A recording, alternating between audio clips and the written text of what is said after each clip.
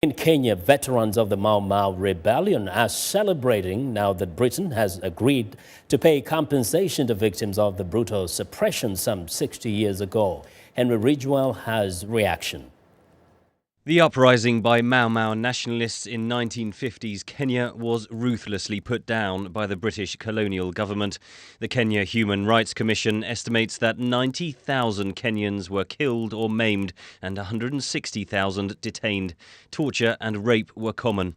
More than 50 years later, British Foreign Secretary William Hague has apologised and agreed to pay compensation. The agreement includes payment of a settlement sum in respect of 5,228 claimants, as well as a gross costs sum to the total value of £19.9 million. The government will also support the construction of a memorial in Nairobi to the victims of torture and ill treatment during the colonial era.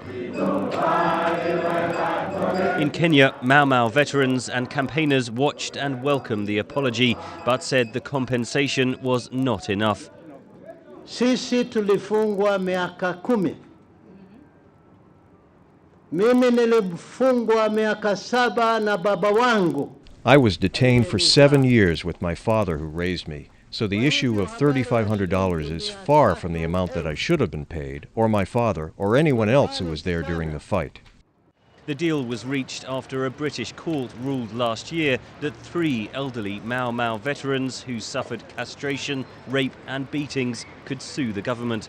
The lawyer representing the Mau Mau, Martin Day, says it's been a history lesson for Britain. Post-World War II, when the mood of everybody was that the Germans and the Japanese did absolutely terrible things to people and we were rather a cut above.